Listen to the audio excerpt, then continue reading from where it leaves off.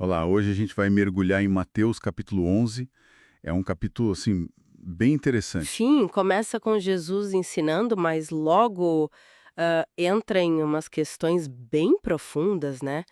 Dúvida, identidade. Pois é, a resposta das pessoas à mensagem dele. Exato. E tem aquela interação chave com os discípulos de João Batista, né.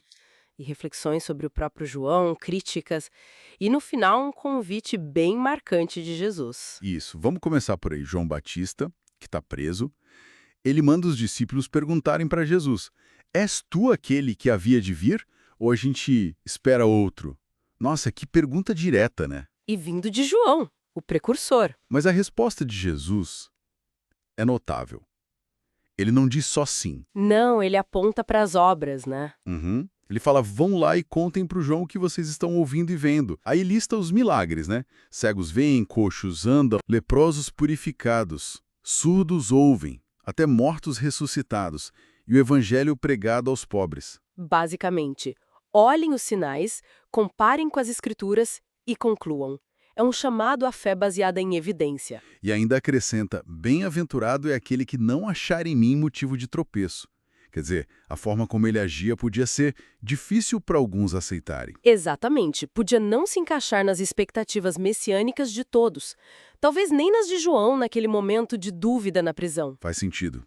E logo depois, olha que interessante, Jesus vira para a multidão e elogia demais o João. Muito. Chama ele de mais do que profeta. E diz: entre os nascidos de mulher, ninguém apareceu maior do que João Batista. Um elogio enorme. Mas aí vem a parte que confunde um pouco. Contudo, o menor no reino dos céus é maior do que ele. Como a gente entende isso? Parece uma contradição, mas acho que marca a virada, sabe? A nova era que Jesus estava inaugurando. Ah, tipo, João é o ponto mais alto da antiga aliança, o preparador, mas fazer parte do reino dos céus que Jesus trouxe, isso coloca a pessoa numa posição espiritualmente diferente, superior até. mesmo o menor, Sim, mesmo o menor, porque não é sobre o status da pessoa, tipo profeta ou não, mas sobre a relação direta com Cristo nesse reino. É uma mudança de foco total.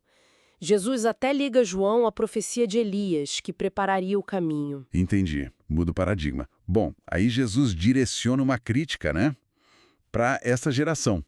Aquela comparação com as crianças na praça, Ah, que sim, não gostam de nada.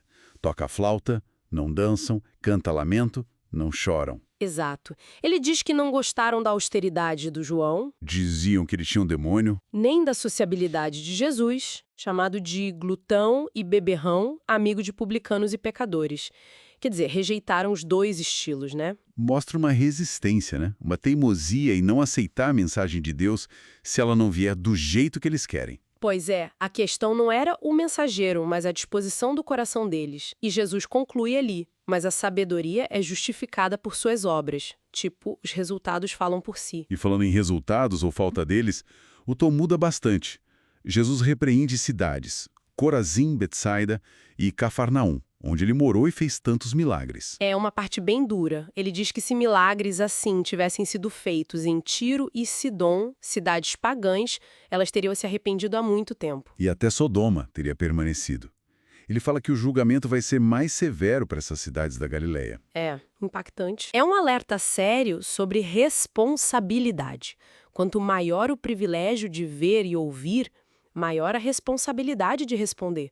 A falta de arrependimento diante de tanta evidência é condenada fortemente. Puxa vida, mas ufa, o capítulo não acaba nesse tom de julgamento, né? Não, ainda bem, tem uma virada, uma oração de Jesus. Aquela, graças te dou, ó Pai, Senhor do céu e da terra, porque ocultaste estas coisas aos sábios e instruídos e as revelaste aos pequeninos.